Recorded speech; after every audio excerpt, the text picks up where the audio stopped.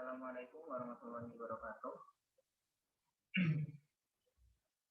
Di sini saya akan mereview novel yang berjudul Beruju dan Beruju. Novel ini ditulis oleh Arswendo Atmowiloto dengan tebal 360 halaman.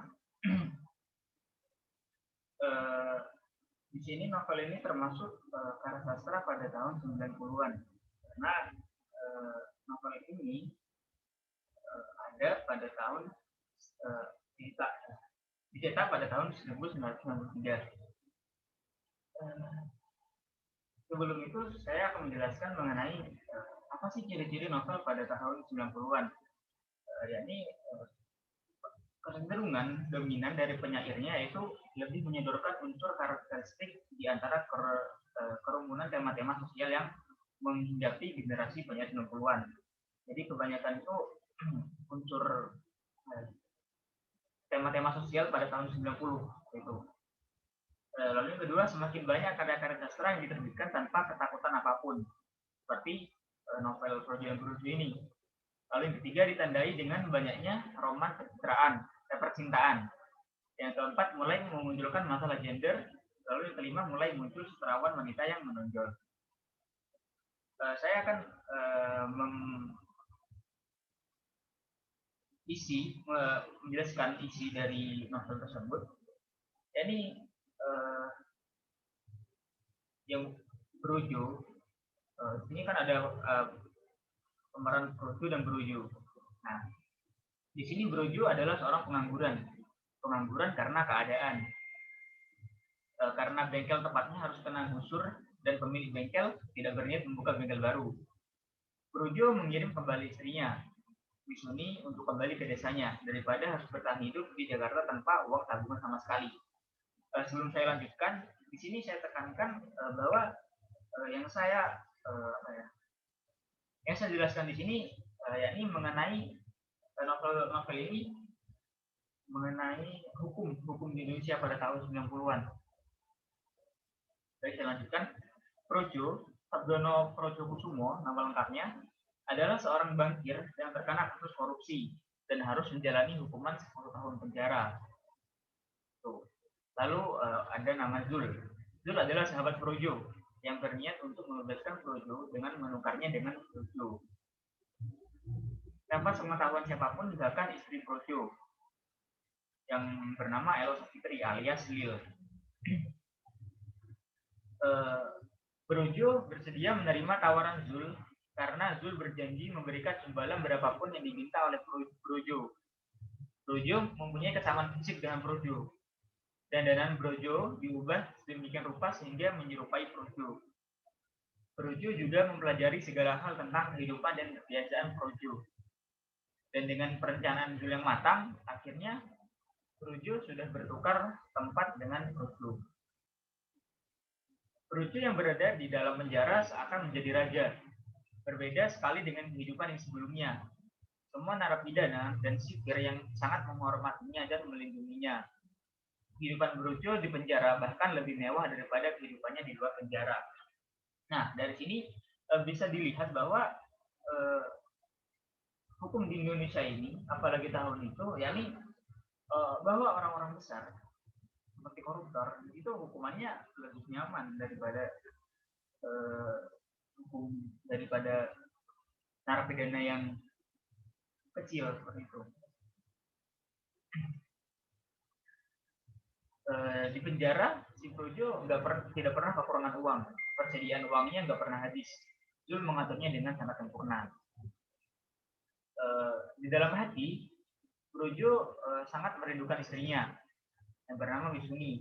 Diam-diam dia mengirimkan uang dengan menyuruh salah seorang sipir. Dia ingin istrinya juga menikmati uang yang dinikmatinya. Wisuni yang menerima uang berpikir kalau suaminya punya banyak uang.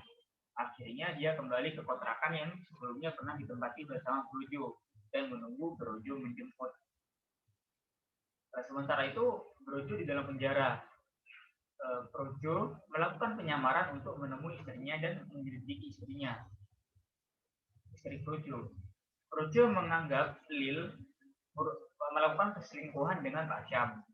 mantan atasannya. Selain itu, Projo juga menyelidiki Evi di lingkungan Projo. Projo menganggap Evi akan membalik nama semua aset Projo yang tersisa. Projo berpikir kehidupannya sungguh tragis. Istri yang selingkuh dan selingkuhannya yang hanya memikirkan harta.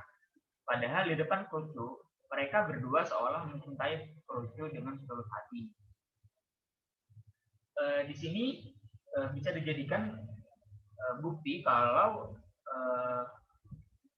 novel ini merupakan karya sekitar tahun 90-an karena dari paragraf tersebut adanya roman percintaan, yakni perselingkuhan antara istri Projo dengan nekonya Projo sendiri.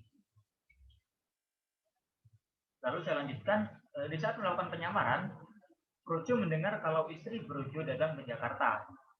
Projo segera mendatangi Wisuni, potrakannya, dan menyamar sebagai Projo. Tetapi sebelum 1 hari melakukan penyamaran, Suni segera mengetahui kalau Projo bukanlah suaminya. Akhirnya Projo menceritakan kalau suaminya bertukar tempat dengan dirinya dan segera membawa Suni ke apartemennya untuk menghindari Suni bercerita kepada orang lain. Meskipun pada akhirnya Projo mempercayai sepenuhnya kalau Suni adalah seorang yang jujur dan polos. Suni juga terlibat dalam penyamaran Projo. Antara penyamaran untuk menyelidiki Pak Syam, Lil, dan Evi. Projo menginterogasi Pak Syam untuk mengakui perselingkuhan dengan istrinya. Tapi Pak Syam tidak mengakui karena memang dia tidak melakukan perselingkuhan dengan istri Projo. Ini menyarankan Projo agar berhati-hati dengan Pak Zul. Ini yang polos dengan segala alasan, polos yang membuat Projo semakin pusing. Di luar nalar Projo, kalau Zul sampai berniat jahat ke Projo, karena semua rencana agar Projo bertukar tempat dan menggantikan posisinya sampai dia bebas, seperti saat ini adalah semua ide Zul, dan Zul yang melakukannya dengan mulus. Lalu pada akhirnya Projo melakukan penjebakan kepada Zul dan istrinya. Penjebakan dilakukan di rumahnya yang sudah disegel. Projo mendengar semua yang terjadi, keributan di antara mereka, dan memang ternyata sempat di masa lalu mereka berdua ada hubungan, ini Zul dan Evi. Di saat yang bersamaan, Evi datang dengan pengacaranya membawa surat-surat berharga aset Projo yang di atas namakan dirinya. Evi menyerahkan kepada Lil. Evi melakukan hal itu agar semua aset yang dimiliki Projo disita dan tanpa sisa untuk kehidupan istri dan anaknya. Lalu Projo keluar dari persembunyiannya dan semua orang kaget. Mereka saling memberikan penjelasan atas apa yang mereka lakukan dan meminta maaf. Projo merasa lega dan dia ingin segera kembali ke penjara karena merasa lega dan merasa gak adil kalau Projo yang ada di penjara untuk menggantikan dirinya dan menanggung semua akibat atas perbuatan Projo.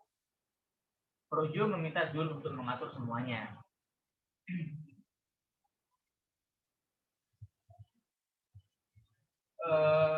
Novel ini ditulis oleh Arswendo Atmawiloto saat dia berada di penjara, dan juga novel ini ditulis berdasarkan riset saat dia berada di penjara.